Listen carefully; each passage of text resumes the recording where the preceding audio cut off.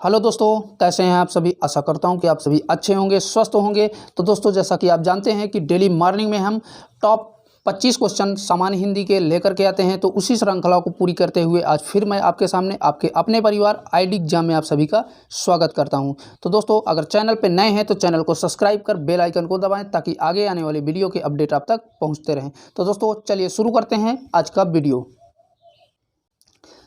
आज का हमारा पहला क्वेश्चन है, विप्सा अलंकार को अन्य किस नाम से जाना जाता है। प्रश्न अलंकार, लुप्तो उपमा अलंकार, पूर्णो उपमा अलंकार या पुनरावृत्ति प्रकाश अलंकार। तो ये दोस्तों यहाँ से आपका ऑप्शन नंबर डी करेक्ट हो जाएगा, पुनरावृत्ति प्रकाश अलंकार। क्योंकि दोस्तों यहाँ पर पुनरावृत्ति प्रकाश अलंकार वहाँ पर होता है जहाँ पर शब्द की पुनरावृत्ति द्वारा घृणा या विरक्त के भाव व्यक्त होते हैं, वहाँ पर कौन सा विप्सा अलंकार या पुनरावृत्ति प्रकाश अलंकार होता है। चलिए बढ़ते हैं अगले क्वेश्चन की तरफ। अगला क्वेश्चन हमारा कह रहा है, वैदिक हिंसा खाली जगह ना भवती नाटक के शीर्षक को पूर्ण करें। क्या होगा, हिंसा, पीड़ा, जन, अहिंसा। तो दोस्तों यहाँ से आपका ऑप्शन नंबर ए करेक्ट हो जाएगा, हिंसा। दोस्तों ये भारतेंदु हरिश्चंद्र जी के नाटक की पंक्तियाँ हैं, वैदिक हिंसा हिंसा ना भवती। तो चलिए बढ़ते हैं अगले क्वेश्चन की तरफ। महादेव वर्मा को किस कृति के लिए ज्ञानपीठ पुरस्कार मिला। निर्जा के लिए, निहार के लिए, यामा के लिए या संध्या गीत के लिए। तो दोस्तों आपको बता दें यहाँ से आपका ऑप्शन नंबर सी करेक्ट हो जाएगा, यामा के लिए जो है उनको ज्ञानपीठ पुरस्कार मिला था। कब मिला था, 1982 ईस्वी में मिला था। कब मिला था दोस्तों, 1982 ईस्वी में। कभी कभी ये भी पूछ लेता है किस सन में, तो 1982 ईस्वी में। चलिए बढ़ते हैं नेक्स्ट क्वेश्चन की तरफ। अगला क्वेश्चन है, मैंने मेरे को सुधार लिया वाक्य में कैसी त्रुटि है। वचन संबंधी है या लिंग संबंधी है, कारक संबंधी या सर्वनाम संबंधी। तो दोस्तों यहाँ पर वो सर्वनाम संबंधी जो है त्रुटि है, तो ऑप्शन नंबर आपका डी करेक्ट हो जाएगा। क्योंकि यहाँ पर मैंने मेरे दोनों जो है एक साथ सर्वनाम आए हुए हैं, लेकिन इसका शुद्ध रूप होगा मैंने स्वयं को सुधार लिया। चलिए बढ़ते हैं नेक्स्ट क्वेश्चन की तरफ। अगला क्वेश्चन हमारा कह रहा है, निम्न विकल्पों में से पुल्लिंग शब्द कौन सा है। राशि, जाति, विधि, शशि। तो दोस्तों यहाँ से आपका ऑप्शन नंबर डी करेक्ट हो जाएगा, शशि। चलिए देखते हैं अगला क्वेश्चन। प्रकृति का सुकुमार कवि किसे कहा जाता है। महादेवी वर्मा को, प्रेमचंद्र को, जयशंकर प्रसाद को या सुमित्रा नंदन पंत को। तो दोस्तों यहाँ से आपका ऑप्शन नंबर डी करेक्ट हो जाएगा, सुमित्रा नंदन पंत को जो है प्रकृति का सुकुमार कवि कहा जाता है। चलिए देखते हैं अगला क्वेश्चन क्या कह रहा है।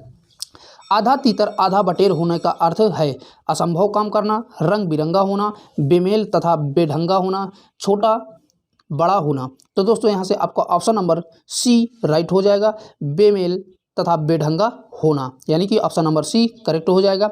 अगला क्वेश्चन है और इंपॉर्टेंट क्वेश्चन है, हिंदी का साहित्य अकादमी पुरस्कार 2020 किसे मिला था। मोहन राकेश, अनामिका या दया प्रकाश सिन्हा या अरुंधति को। तो दोस्तों यहाँ से आपका ऑप्शन नंबर बी करेक्ट हो जाएगा, अनामिका सिंह को 2020 का साहित्य अकादमी पुरस्कार मिला था। और दोस्तों ये जो आपका ऑप्शन नंबर सी दया प्रकाश सिन्हा हैं, इनको कब मिला था, 2021 को मिला था। यानी कि 2020 का अगर आपसे पूछे तो अनामिका होंगी, और अगर आपसे 2021 का पूछता है तो दया प्रकाश सिन्हा होंगे। चलिए देखते हैं अगला क्वेश्चन क्या कह रहा है। लोकोक्ति अपने आप में पूरा वाक्य होती है, जबकि मुहावरा क्या होता है, अर्थ विशेष होता है या पारंगत कथन होता है, वाक्यांश होता है या पूर्ण इकाई होती है। तो दोस्तों यहाँ से आपका ऑप्शन नंबर सी करेक्ट हो जाएगा, वाक्यांश होता है। मुहावरों क्या होते हैं दोस्तों, वाक्यांश होते हैं। चलिए देखते हैं नेक्स्ट क्वेश्चन। निम्न में से कौन सा अलंकार का भेद नहीं है। लक्षण, वाचक, उपमान या साधारण धर्म। तो दोस्तों यहाँ से आपका ऑप्शन नंबर ए करेक्ट हो जाएगा, लक्षण जो है किसका अलंकार का भेद नहीं है। क्योंकि उपमान, अन्य विकल्पों की अगर हम बात करें उपमान की, तो उपमान जिससे तुलना की जाए उसे हम उपमान कहते हैं। और अगर वाचक की बात करें तो वाचक समानता बताने वाले शब्दों को हम वाचक कहते हैं। और साधारण धर्म को उपमेय और उपमान के समान अर्थों को व्यक्त करने वाले शब्द को साधारण धर्म कहते हैं। चलिए देखते हैं अगला क्वेश्चन हमारा क्या कह रहा है। भाषा लिखने के लिए प्रयुक्त चिन्हों के व्यवस्थित रूप को क्या कहते हैं। लिपि कहते हैं, भाषा कहते हैं, व्याकरण कहते हैं या बोली कहते हैं। तो दोस्तों यहाँ से आपका ऑप्शन नंबर ए करेक्ट हो जाएगा, लिपि कहते हैं। चलिए देखते हैं अगला क्वेश्चन। निम्न में हिंदी भारत की कौन सी भाषा है? संपर्क भाषा है, ब्रज भाषा है, राष्ट्रभाषा है या राजभाषा है? तो दोस्तों ये तो आपको सभी को पता होगा और ये इंपॉर्टेंट बहुत ही क्वेश्चन है, कई एग्जामों में पूछा गया है। हिंदी जो है हमारे भारत की राजभाषा है, क्योंकि 1949 यानी 14 सितंबर को और 1949 को ये जो है हमारे भारत में राजभाषा का दर्जा प्राप्त हुआ था। इसका उल्लेख अनुच्छेद 343 से 351 के बीच में मिलता है। कहाँ पर? 341 से लेकर के 351 तक मिलता है। किसका? इसी का भारतीय राजभाषा का उल्लेख भारतीय संविधान में। चलिए देखते हैं अगला क्वेश्चन क्या कह रहा है।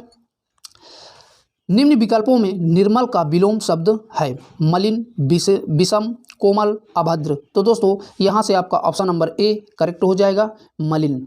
और दोस्तों अन्य विकल्पों की अगर मैं बात करूं, विषम का आपका विलोम शब्द होगा सम, और कोमल की अगर बात करूं तो कोमल का विलोम शब्द होगा कठोर, और अभद्र की बात करें तो इसका विलोम शब्द भद्र होता है। चलिए देखते हैं अगला क्वेश्चन क्या रहा है। दिए गए विकल्पों में से द्रविड़ परिवार की भाषा है? कन्नड़, उड़िया, बांग्ला या असमिया। तो दोस्तों जो द्रविड़ परिवार की इन 4 ऑप्शनों में भाषा है वो आपका ऑप्शन नंबर ए करेक्ट है, कन्नड़ भाषा। और जितने भी ये आपके 3 ऑप्शन हैं, उड़िया, बांग्ला, असमिया, ये सभी की सभी आर्य परिवार की भाषाएं हैं। अगला क्वेश्चन कह रहा है, दिए गए विकल्पों में आमोद का समानार्थी है? विकास, तरीका, प्रवीण, हर्ष। तो दोस्तों यहाँ से आपका ऑप्शन नंबर डी करेक्ट हो जाएगा, हर्ष। तो अगर अन्य विकल्पों की हम बात करें, जैसे कि विकास दोस्तों विकास का समानार्थी होता है उत्कर्ष, प्रगति, उत्थान। और तरीका के शब्दों का प्रतिक्रिया, ढंग, युक्ति, पद्धति। अगर प्रवीण की बात करें तो प्रवीण का समानार्थी निपुण, चालक, होशियार आदि होते हैं। तो दोस्तों इस प्रश्न का आंसर होगा ऑप्शन नंबर डी करेक्ट हो जाएगा। चलिए देखते हैं अगला क्वेश्चन। गुड़ गोबर करने मुहावरे का अर्थ होता है? गुड़ गोबर करना का ये 4 ऑप्शन से कौन सा होगा? तो दोस्तों यहाँ से आपका ऑप्शन नंबर डी करेक्ट हो जाएगा, मजा किरकिरा कर देना। क्योंकि आप सभी जानते हैं कभी भी आप बोलते हैं गुड़ गोबर कर दिया यानी कि मजा किरकिरा कर दिया। चलिए देखते हैं नेक्स्ट क्वेश्चन। निम्न विकल्पों में आसक्ति शब्द का अर्थ है? हुतासन, अनुराग, पिकनिक या जन्मदात्री। तो यहाँ से आपका दोस्तों ऑप्शन नंबर बी करेक्ट हो जाएगा, अनुराग। और अन्य विकल्पों की हम बात करें, हुतासन मतलब होता है अग्नि कुंड। हुतासन मतलब क्या होता है दोस्तों? अग्नि कुंड होता है। और पिकनिक मतलब होता है जामुन। और अनुराग का मतलब तो आसक्ति होता ही है। और इसे तो आप जन्मदात्री का मतलब तो समझते ही होंगे, जन्म देने वाली अर्थात माता। तो यहाँ से आपको दोस्तों ऑप्शन नंबर बी इस प्रश्न का राइट आंसर होगा, अनुराग। चलिए देखते हैं अगला क्वेश्चन। हिंदी में रिपोताज विधि का जनक किसे कहा जाता है? प्रेमचंद को, मोहन राकेश को, राम विलास वर्मा को या शिवदान सिंह चौहान को। तो दोस्तों यहाँ से आपका ऑप्शन नंबर डी करेक्ट हो जाएगा, शिवदान सिंह चौहान। चलिए देखते हैं अगला क्वेश्चन। अगला क्वेश्चन हमारा कह रहा है, निम्न में गलत वाक्य पहचानिए। कोयल कूक रही है, घोड़ा हिनहिना रहा है, कुत्ता चिल्ला रहा है, नदियाँ बह रही हैं। तो यहाँ से दोस्तों आपका ऑप्शन नंबर सी करेक्ट हो जाएगा, कुत्ता चिल्ला रहा है। यही आपका करेक्ट नहीं है, यानी कि गलत वाक्य दिया है। इसमें होना चाहिए कुत्ता भौंक रहा है, चिल्लाना की जगह में होना चाहिए कुत्ता भौंक रहा है। चलिए देखते हैं अगला क्वेश्चन। यदि बारिश होती तो सूखा ना पड़ता, वाक्य में काल है? हेतु हेतु, मद भूतकाल, हेतु हेतु मद भविष्यकाल, संदिग्ध भूतकाल, संभाव भविष्यकाल। तो यहाँ से दोस्तों आपका ऑप्शन नंबर ए करेक्ट हो जाएगा, हेतु हेतु भूतकाल। ऑप्शन नंबर ए करेक्ट हो जाएगा। क्योंकि दोस्तों आप सभी जानते हैं जहाँ कहीं पर भूतकाल काल की एक क्रिया दूसरे पर आश्रित होती है वहाँ पर हेतु हेतु मद भूतकाल होता है। चलिए देखते हैं अगला क्वेश्चन और इम्पॉर्टेंट क्वेश्चन है, कबीरदास की रचनाएं किसमें संकलित हैं? सूरसागर में, बीजक में, मृगावली में या पद्मावली में। तो दोस्तों आप सभी को पता होगा कि कबीरदास की जितनी भी रचनाएं हैं वो सभी की सभी किसमें हैं? बीजक में संकलित हैं। चलिए देखते हैं, जो कि ये 11 प्रकरणों में विभाजित हैं। बीजक जो है कितने प्रकरणों में विभाजित है दोस्तों? 11 प्रकरणों में विभाजित है। चलिए देखते हैं अगला क्वेश्चन क्या कह रहा है। मथुरा, आगरा, ग्वालियर आदि क्षेत्रों में कौन सी भाषा बोली जाती है? बांगरू, ब्रजभाषा, अवधी या खड़ी बोली। तो दोस्तों यहाँ से आपका ऑप्शन नंबर बी करेक्ट हो जाएगा। ब्रज भाषा ये आगरा, मथुरा, ग्वालियर आदि क्षेत्रों में बोली जाती है। और अगर दोस्तों अन्य विकल्पों की बात करें, बांगरू भाषा आपकी हरियाणा में बोली जाती है और आपकी अवधी भाषा फैजाबाद, उन्नाव, लखनऊ आदि क्षेत्रों में बोली जाती है। अगली बात करें हम खड़ी बोली की, तो ये खड़ी बोली उत्तर प्रदेश में बोली जाती है, रामपुर में, मुजफ्फरनगर आदि क्षेत्रों में बोली जाती है। चलिए देखते हैं अगला क्वेश्चन क्या कर रहा है। महादेवी वर्मा को नीरजा के लिए कौन सा पुरस्कार मिला था? भारत भारती, द्विवेद पाठक, सक्सेरिया पुरस्कार या ज्ञानपीठ पुरस्कार? तो दोस्तों यहाँ से आपका ऑप्शन नंबर सी करेक्ट हो जाएगा। सक्सेरिया पुरस्कार जो है महादेवी वर्मा को नीरजा के लिए मिला था। और कब मिला था दोस्तों? 1934 ईस्वी में मिला था। कब मिला था? 1934 ईस्वी में मिला था। अगला क्वेश्चन देखते हैं और आज का लास्ट क्वेश्चन होगा, दिए गए विकल्पों में से प्राचीन भारतीय आर्य भाषा कौन सी है? यानी कि प्राचीन भारतीय आर्य भाषा कौन सी है? तो यहाँ से आप दोस्तों अपभ्रंश भाषा होगी, प्राकृत भाषा होगी, पाली भाषा होगी या वैदिक संस्कृत होगी? तो यहाँ से दोस्तों आपका ऑप्शन नंबर डी करेक्ट हो जाएगा, वैदिक संस्कृत। ये हमारी प्राचीन भारतीय आर्य भाषा थी। तो दोस्तों आज के लिए इतना ही, फिर मिलूंगा इसी श्रृंखला को पूरी करते हुए। तब तक के लिए बाय बाय, टेक केयर।